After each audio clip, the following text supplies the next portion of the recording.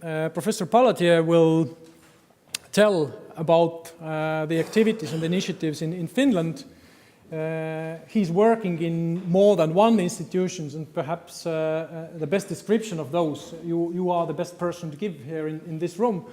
But other than that, those three questions that you saw in Estonian, we discussed and agreed with Professor Palotie that he will describe the Finnish approach and then also try to reflect a little bit how on those issues Finns have been discussing, and then we can basically continue the same debate here. What is in it for Estonia? So thank you, the floor is yours. Thank you very much. And first of all, thank you for inviting me here. It's always a pleasure to come here. We are so proud to have a brother country like this. We have been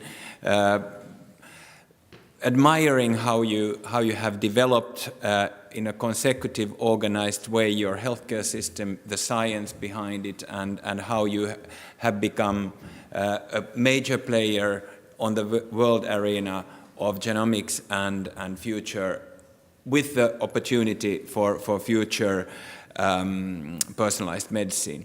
And I'm not giving over words here, and I'm not exaggerating. Estonia is extremely well known. It's taken as one of the poster boys globally, how things could be organized quickly and in an organized way. So first of all, I wanted me to tell a little bit from who I am and from where I am. I'm a scientist with an MD background. I have been dangerous for patients already 20 years, but I'm working in the field of genetics and genomics. I split my time currently between Finland and Boston, roughly 2 weeks in each place. Trying to bring further those opportunities that some of the Nordic countries provide for the next phases of medicine and how to implement genomics into healthcare. I'm going to give a little bit of an overview of how I see the world as from my myopic genomic perspective here, and then one by one try to address some of the questions that Ain sent me and maybe save some of that discussion to the end. So one of the problems, one of the challenges we are having is reflected from the pharma industry. As you know, producing new drugs has become more and more expensive, and there are less and less of those to the market. This means that there is a pressure, and there's a major pressure to find new ways how to deliver new drugs from the pharma industry. And this is where Estonia, Finland comes in their scope, and they are really actively, really interested in the opportunities these countries can provide, especially on a pre-competitive type of collaboration. We also know that there is a huge cleft between clinical medicine and basic science. That cleft has been too deep, and it is not trivial to draw that back, but that is something we'd simply have to do. There is no other option. We have to work hard, we have to work together to try to bring the innovations to the clinic, possibly in a somewhat new format.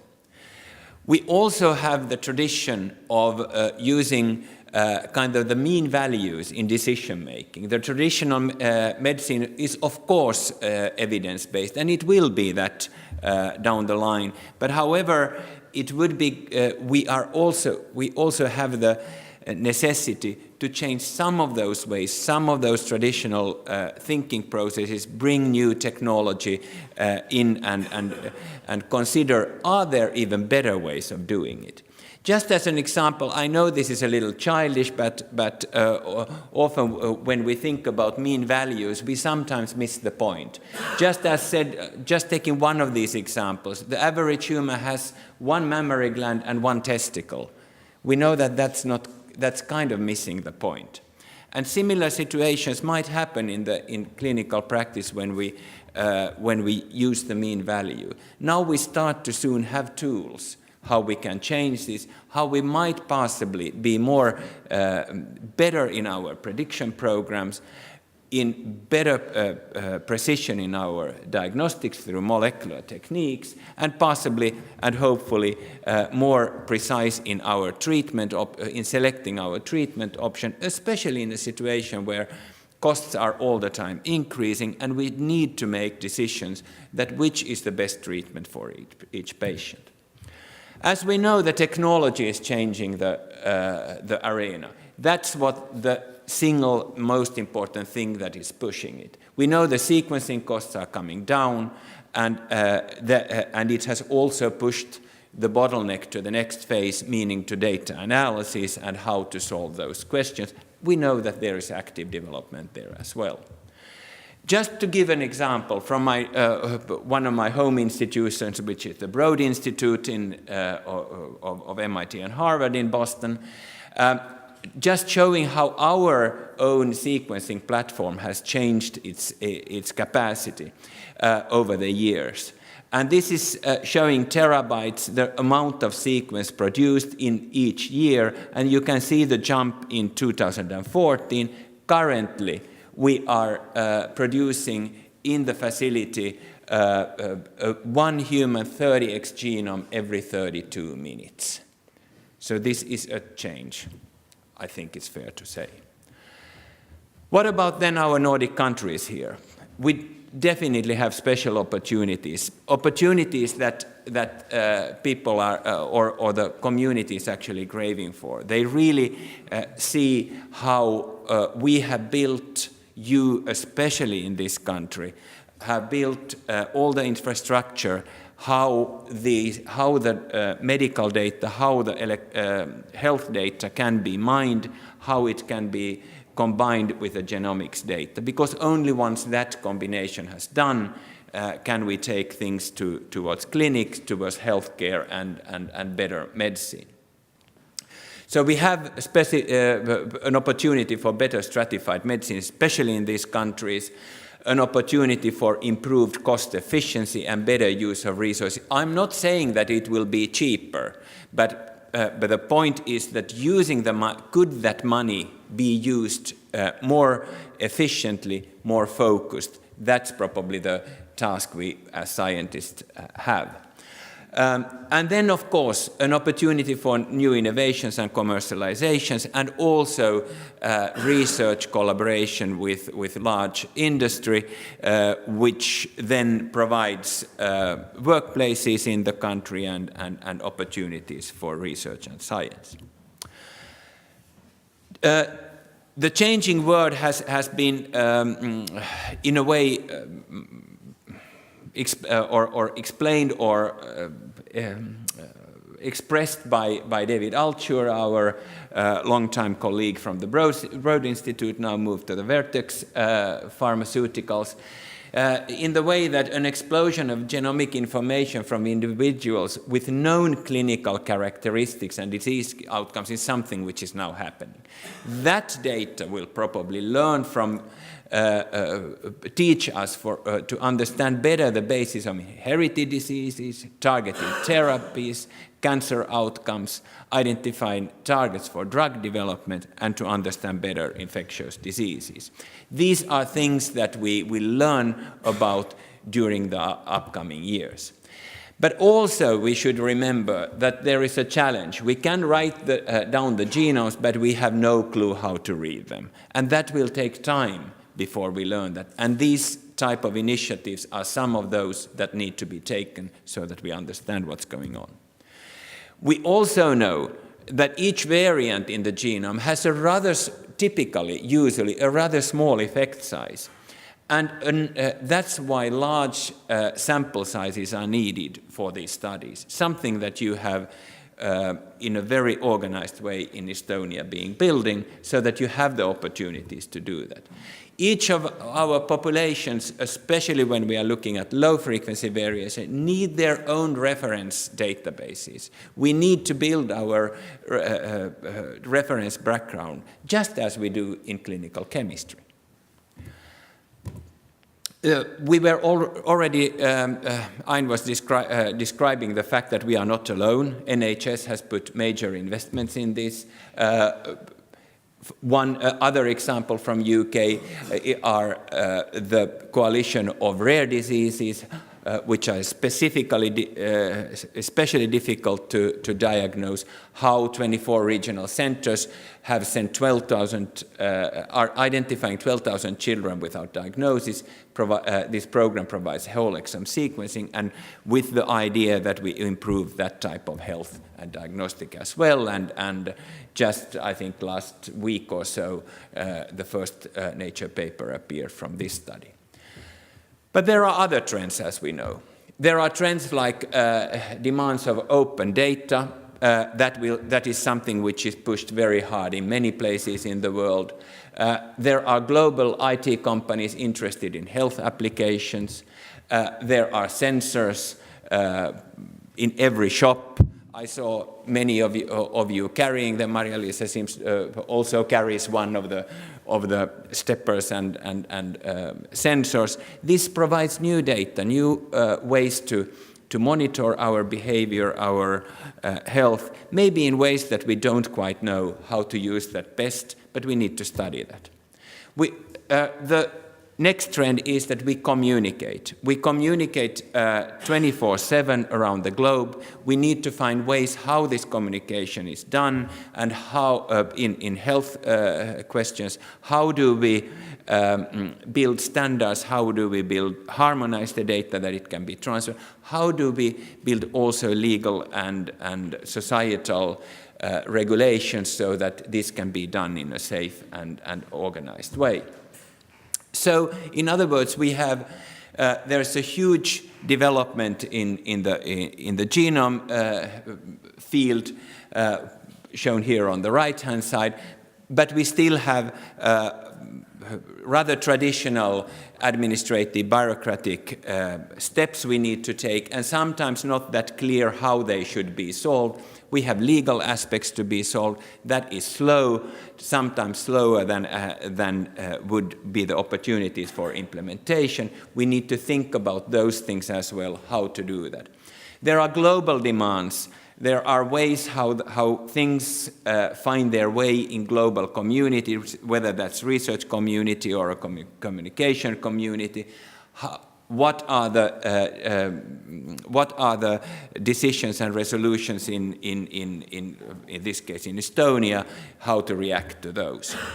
There are some tools. The last time I was in Tallinn, I was talking about the Global Alliance initiative, which is an initiative by 150 partners, trying to answer a number of questions. The idea was that it would be something like an internet of genomics and health. The idea would be that this would be a coalition that thinks of how data can be distributed, how it can be shared. On one hand, how to build the common data formats that it technically can be done, but also what could be the global international regulations that can be used to make this possible so that most countries can adopt them. Also, they try to connect parties. They don't try to be the boss of everything, but it tries to be an umbrella organization that helps and promotes this. So really 150 members worldwide, and I think Estonia is a part of that, isn't it, Andres? I think so. You should.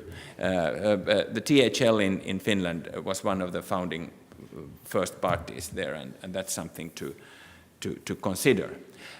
So the Matchmaker program is one of those which are kind of allied with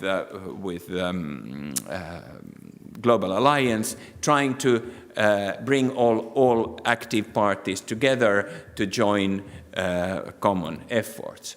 The same thing in a more micro scale we are trying to do in Finland. We have brought all these players together, players from the inside the nation, but also on the same time important parties from outside Finland, those who collaborate with us. I think this is something which is ultra necessary in these type of approaches. We cannot work in a silo. There are enough of silos nationally and internationally. We need to break some of those barriers if we want to move forward.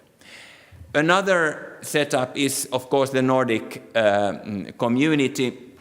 This is, for instance, the BBMRI, the biobanking community in the Nordic countries. Together we are 27 million people. We are a significant number of individuals. We should try to, combining a brotherly competition in a way which is constructive, and so that we do it kind of parallelly, try to combine the special benefits we are having, the registers, the ways our healthcare is run. That provides opportunities which which no other place in the world can provide. This is unique. Now it's the time to try to use that. So when we go step by step in Finland, we have kind of recognized three components from a kind of scientific perspective, implementation perspective. One is the biobanks. That's something you have here as well. The next thing is the genomes, getting the genome data produced. That is something which we call the SISU project, the Sequencing Initiative Suomi. Then how to pilot and how to build on the implementation of the healthcare. So this is something that the Ministry of Social Affairs and Social and Health Affairs in Finland, I hope I got it right, close enough, and Sitra, which is the fund for innovation, one of the funds of innovation in Finland, together are building a strategy that how Finland as a country should tackle the new opportunities and how to build that in an organized way, especially and including also training from K to 12, professional training, legal aspects, practical aspects, how to involve the health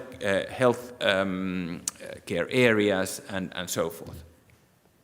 Of course, having the goal that how all this omics data could and should be combined, including the traditional risk factors in decision-making for one individual patient.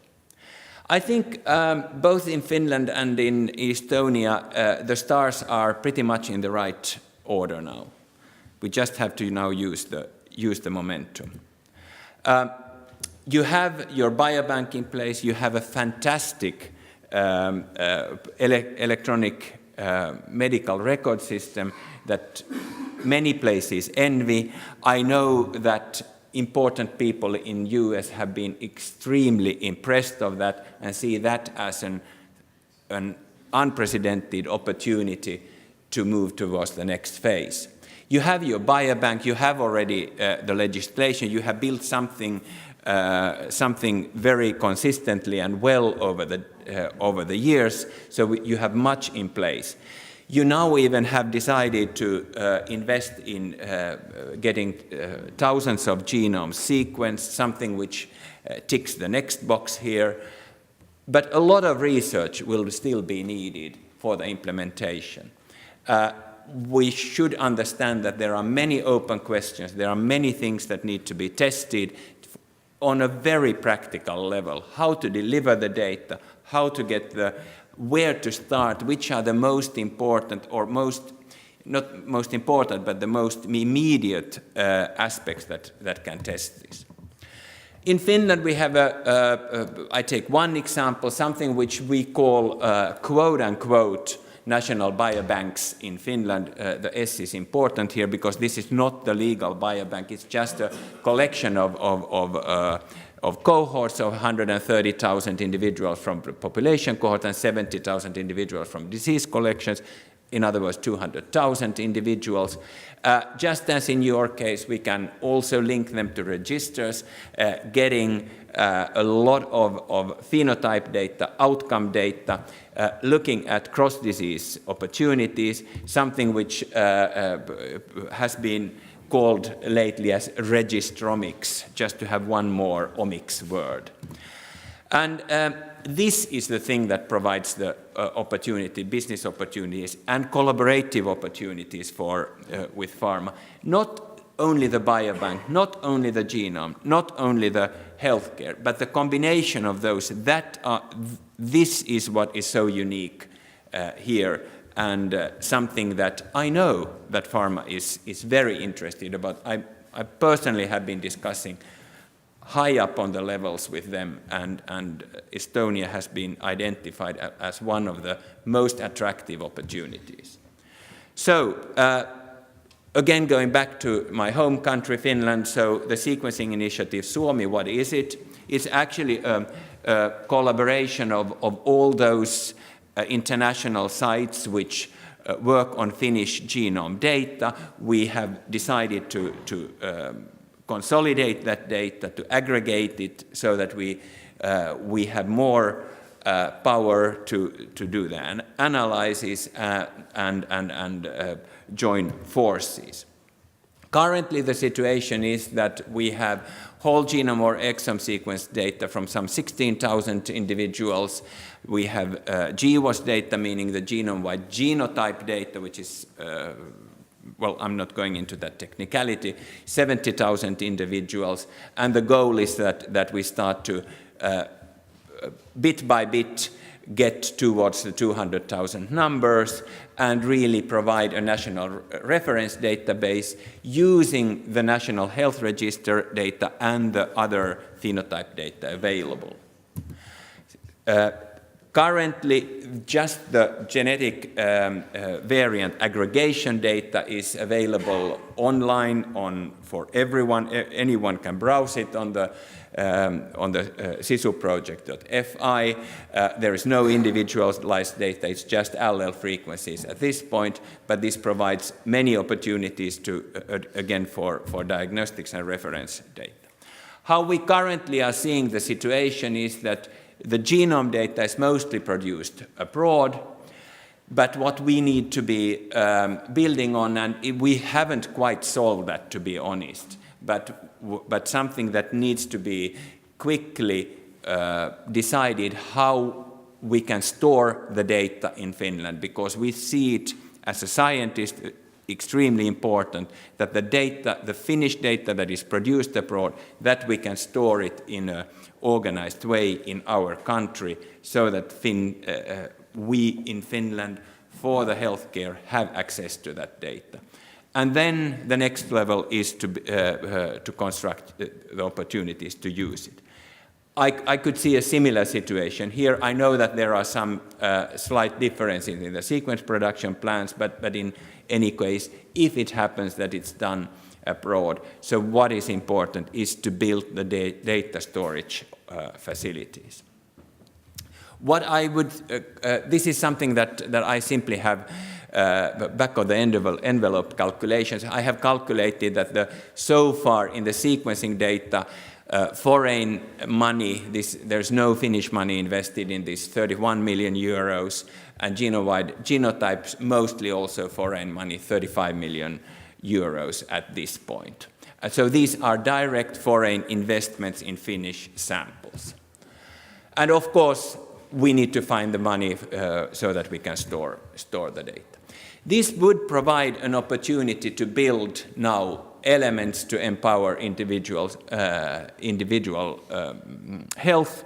Of course, there are new opportunities, there are new ways of looking at it. I know that there are very interesting plans in how the personal data, which is monitored yourself, can be implemented in the overall data management system of the healthcare system, something which I'm very impressed about, and it looks very promising, and let's see how that will capitalize and work out.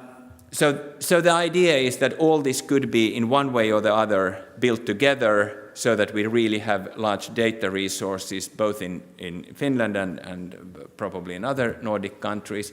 So to end it, to remind that the train is persistently moving, it's not waiting for us.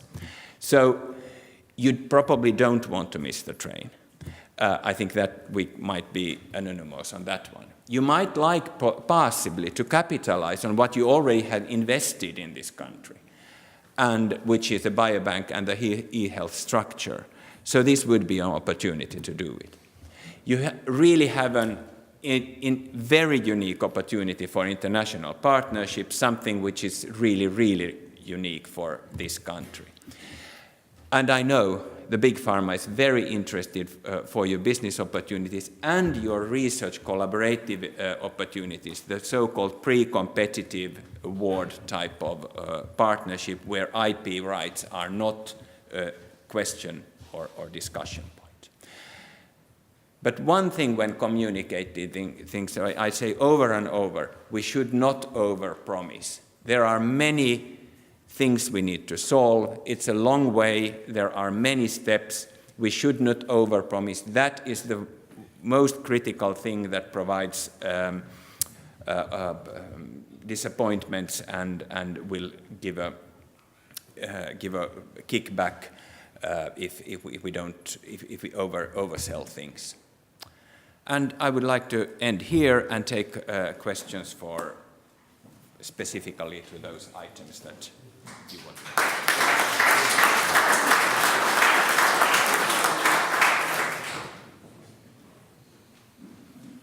Thank you very much. So, do you have questions from the audience? Okay, Jakilo, all the mics. I think this is for the. But this is for the recording purposes, so I believe that's the reason. Thank you for the presentation. As you said, the individual gene variant risks can be modest in many cases. You take many, then you get improved risk predictions. But could you assess what is the step necessary to bring something from the research to the medical use? Because that is the question, right? So at which statistical levels or at which medical potential benefit levels, assessed by which committee, by which proof or sort of substantiating material, data? What is the step necessary to go translate from research to the use? Well, I think this is a very broad question, and there are very many sub-answers to that. One way of thinking of this, like in the Global Alliance, has been to identify disease areas where we are closest to something that can be implemented in medicine. And those verbalized have been cancer and rare diseases. That's where the immediate impact is quickest. And they also provide us opportunities to train some things, how to communicate things to the public. Then we come to a more complicated area, which are the chronic disease type of risk assessments. We don't quite have yet clear answers and tools how to do that, but that is exactly the research that can be done in places like this. There are some specific ways which do change the way we decide treatment. For instance, in type 2 diabetes, just as an example, there's a very rare variant in Mexican population that has been identified, which actually classifies many of the type 2 diabetics into MODY, and it changes the treatment totally. And so situations like that where you identify low-frequency variants which actually reclassify your patient are again immediate areas of implementation. Then, of course, pharmacogenomics, that's something which we all know that it's relatively close to implementation. And those are areas where you can practice things, that how do you communicate, how do you insert that into the medical system, what kind of report systems do you build for the clinician, because the clinician can't read a long story. It has to be something very short and clear, and those are areas where we can practice it. I hope this answered partially your question. Some more questions?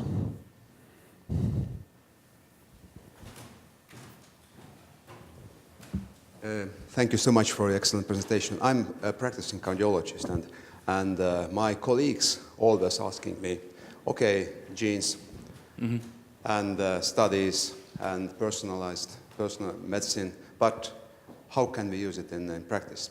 Maybe some comments. Yes, so cardiology is again one of the poster areas where it really, the genetics have provided us new clues, new opportunities with cardiomyopathies, with arrhythmias.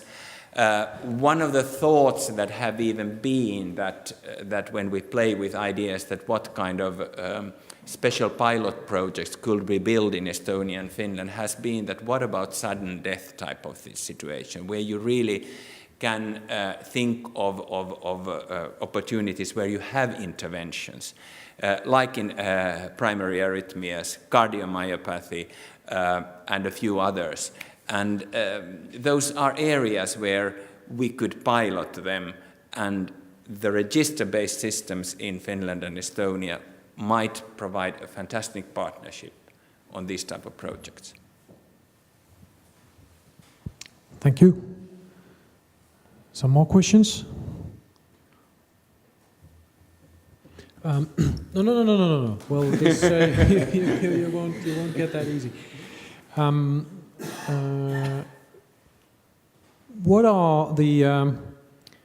What is the attitude from the public, from people, Finnish citizens, towards your initiative so far? And here I will like some feedback also from Liisa-Maria, who might know actually better than me many of those feedbacks. There was a survey done by Sitra, which actually provided a very positive way of viewing at the attitudes in the public. However, I have to say that the way the questions were slightly, I would say, too easy to answer. That the really difficult questions weren't there. And I think we currently have a positive attitude, but I really think that Liisa-Maria knows better than me. Thank you, Aarno. Thank you for the excellent presentation. There is a group in the University of Helsinki Department of Social Science who has specialized in this research and has also received some EU grant money and has done international comparisons on the attitudes of the populations towards medical research as such, but also specifically biobanking type of research. It's a few years old already, this data, but it was quite clear that the attitudes were positive, but typical of the Finnish population is that if the data is taken abroad, then people become suspicious. It is a very peculiar finding.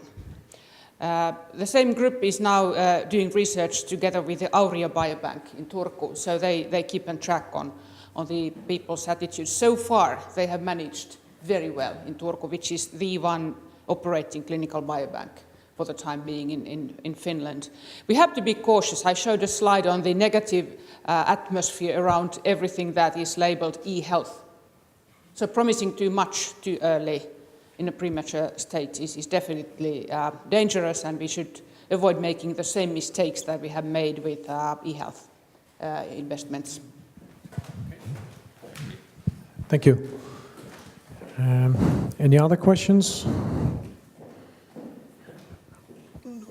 Well, I have many questions, but I would ask at least one of them. So, do you work with hospitals, like clinical institutions currently, and what is their role currently in your activities? Yeah, so if we start from the west, so the way, again thinking of the early implementation, so what we in the Massachusetts General Hospital in the unit where I work most closely and where my research group is, so we started, or actually Mark Daly started, something which they call clinicians' coffee hours some years ago, with the idea that the clinicians come with their problems, with their families, with their genetic problems, and then we discuss them and we sequence them, and this is a way to teach and familiarize them. We have initiated the same thing now in Helsinki in the Institute of Molecular Medicine, and there are now even nice programs that we are implementing so that it's easy for the clinicians to look into these variants and try to see what their outcome could be. So this is one way. Thank you. Very, very interesting. Yes? Hardy Dam, Competence Center of Health Technologies. Thank you for excellent presentation. I was wondering, we have a question here in terms of this personalized medicine, as it is an object of long-term investment, and somehow it seems it is likely more the issue of state than the private sector, and that this debate whether the private sector should be always involved and investing into this project. And as the perspective is rather long, the readiness is not very, very high. How is the situation in Finland? I think we do have small companies that actually are quite interested in this. One example was a call which is one of these joint, that we call them the Salve calls. My close colleague at FIM, Samuli Ripatti, and I wrote a quick kind of plan that how could a pilot project look like, and we got, I think it was 200 companies who were interested, and they saw a number of opportunities. This is a new collection, how that was done, with the scope of how should we deliver data, how should we monitor data, and so forth. So there seems to be interest. Of course, for some of the projects which are larger, more expensive, the national players are not sufficient. But this is a way to partner with big companies which are really willing to invest in these studies in our countries. Just look at what they did with Decode, bought the Decode with 450 million. Look what they did with 23andMe, a purchase of $60 million, just to get primarily data on Parkinson's disease. So they are active and they are looking for opportunities. Thank you. So if there are no more questions to you and activities in Finland, one more good applause to you.